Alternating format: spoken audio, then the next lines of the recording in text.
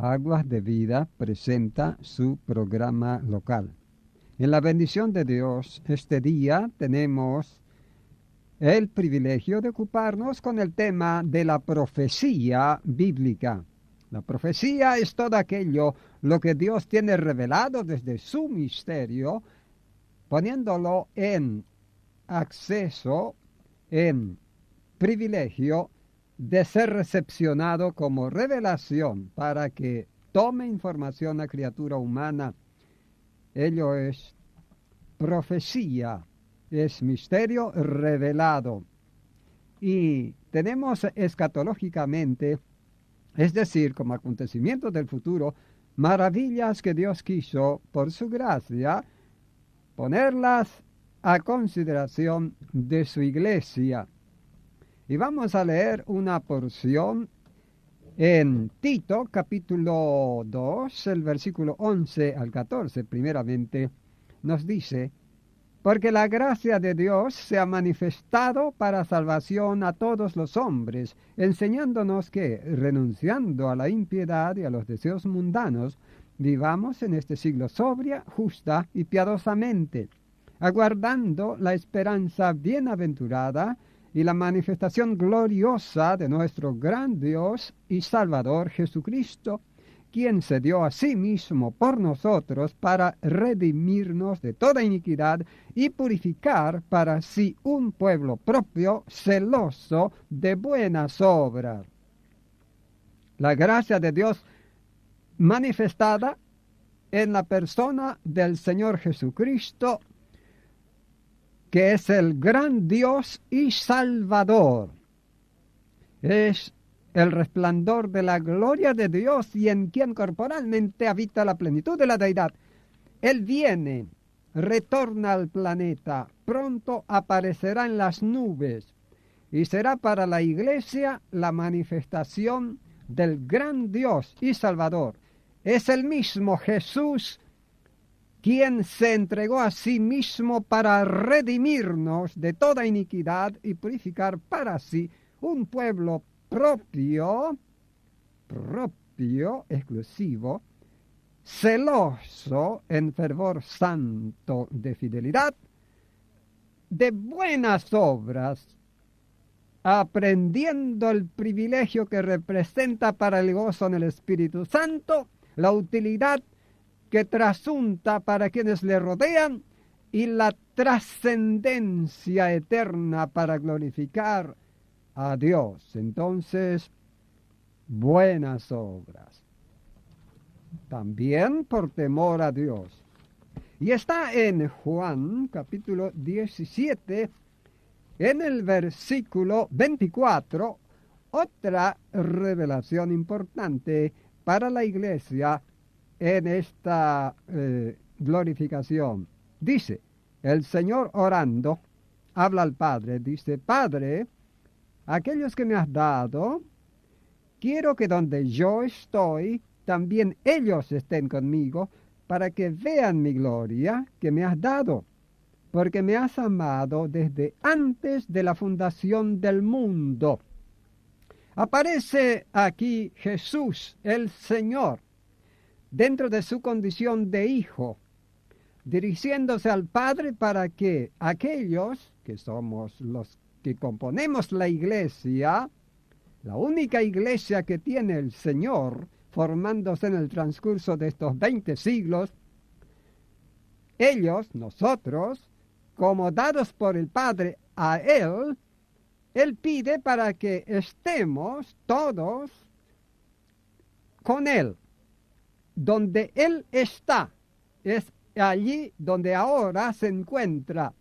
Él pide al Padre que lleguemos a ser trasladados encontrándonos en ese sitio juntamente con Él, a fin de que podamos ver todos los componentes de la iglesia unificados en estado corpóreo, del cual Él es la cabeza espiritualmente, como jefe de un elemento exclusivo para toda la eterna gloria. Él allí para que nosotros veamos su gloria, la que el Padre le dio porque él como hombre todavía no la tuvo cuando hablaba estas palabras.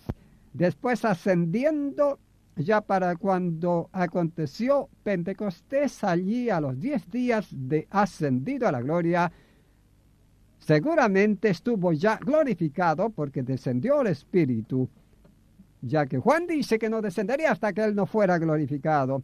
Y es entonces que sentado con el Padre en su trono y allí en la majestad incomparable de la deidad, él está y quiere que donde él se encuentre estemos como iglesia, como esposa suya, compartiendo para ver sus posesiones, que las compartirá dentro de la limitación humana, lo que él tiene como creación de Dios, porque él en condición de hombre es también creación de Dios.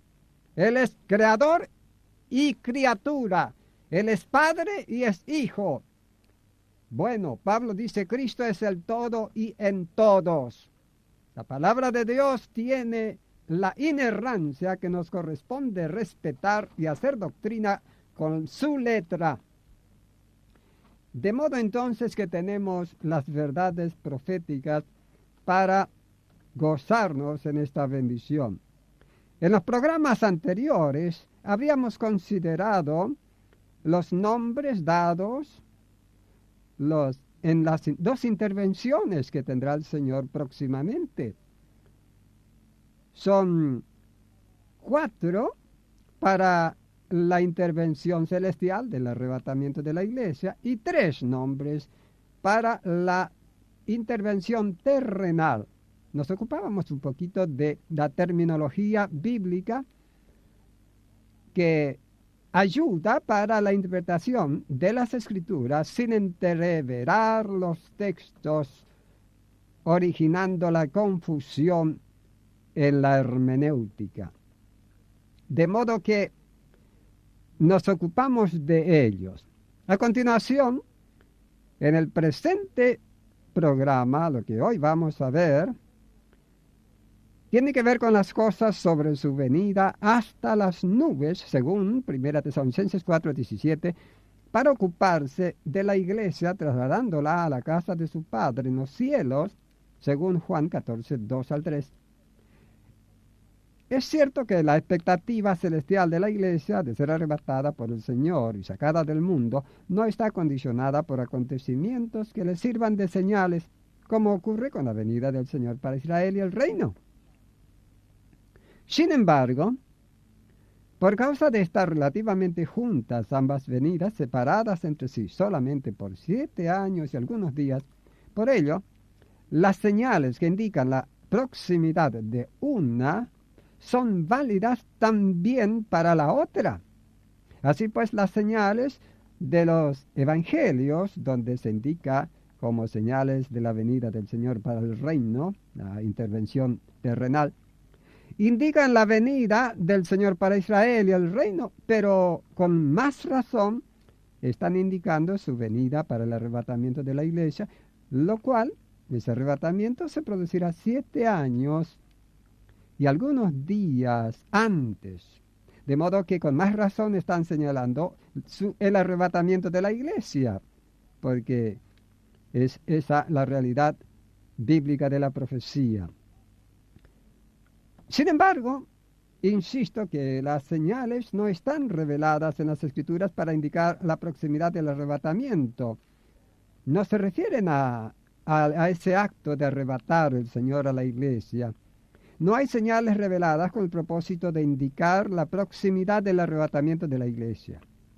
Todo lo que está escrito es que las señales indican el establecimiento del reino como redención que estará cerca para el caso, según Lucas 21:28.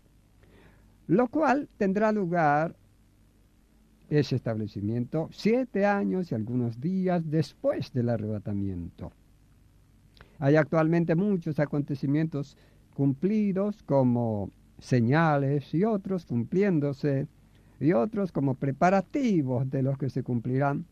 y todo ello constituyen señales indicadoras de la venida del Señor para Israel y el reino, lo cual, con más razón, nos están indicando la proximidad, la inminencia de la venida del Señor para arrebatar a la iglesia, ya que el establecimiento del reino y la redención de Israel será 7 años y algunos días después del arrebatamiento.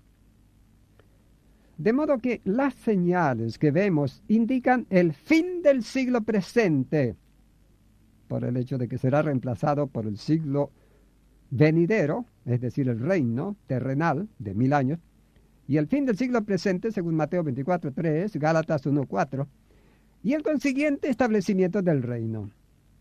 Y con ello, por 7 años y días de anticipación se nos está indicando el arrebatamiento de la iglesia. Gracias a Dios.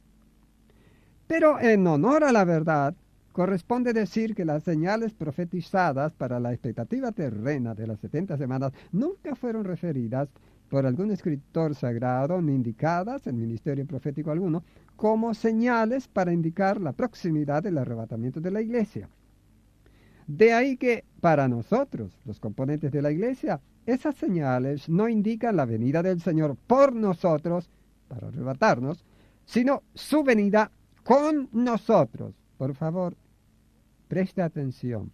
Las señales no indican la venida del Señor por nosotros para arrebatarnos como iglesia, sino que esas señales están indicadas la venida del Señor con nosotros, descendiendo Él a la tierra en esa segunda intervención para establecer el reino milenial sobre la tierra, lo que tendrá lugar después de haber estado nosotros con Él en la casa del Padre durante 7 años y algunos días. En Juan 14:2-3 dice: vendré y os tomaré a mí mismo, para que donde yo estoy, vosotros también estéis conmigo. Y en Apocalipsis 19:11-20, se refiere a las bodas del Cordero que se celebrará en el cielo después de haber pasado ante el tribunal de Cristo para galardonarnos por las obras buenas que hayamos realizado en esta vida. De modo que la iglesia no tiene indicada la expectativa del arrebatamiento con los acontecimientos predeterminados indicados como señales dadas para la expectativa terrena de las 70 semanas, pues esta expectativa corresponde a Israel y al reino, sino que la iglesia espera al Señor en cualquier momento, en todo momento, para ser arrebatada, sacada del mundo, arrebatada en el aire, para trasladarnos junto con el Señor en las mansiones de la heredad eterna del Padre y celebrar allí las bodas de nuestra identificación con Él, para ser coherederos con Cristo y herederos de Dios de las magníficas glorias que Él predestinó antes de la creación del universo, para que mediante ella lo que a nosotros participa resulte posible probar la abundante misericordia y las riquezas de su gracia en su bondad para con nosotros en Cristo Jesús, según dice Efesios 2. En esto consiste el carácter de inminente que tiene la venida del Señor por la iglesia. La inminencia, esto es calidad de inminente o próximo a suceder del arrebatamiento de la iglesia, tiene su razón de ser por causa de no estar definido en la profecía el tiempo que dura el transcurso del gran paréntesis escatológico dentro del cual existe la iglesia con su formación actual y acontecimientos históricos. No sabemos cuánto dura esto, no está revelado. Este es misterio que ni siquiera los apóstoles les fue revelado, ni mucho menos los santos del Antiguo Testamento, ni siquiera interpretaron la existencia del paréntesis. Por eso no sabemos cuándo viene el Señor. Pero ya viene, se están dando tantas cosas que indican su llegada con nosotros para reinar, de modo que en cualquier momento llega a las nubes para sacarnos del mundo y llevarnos a la celebración de las bodas, dándonos la glorificación de recompensas. De ahí que los apóstoles, como integrantes de la iglesia, lo esperaban en sus propios días, tanto como nosotros lo esperamos en nuestros días. El evento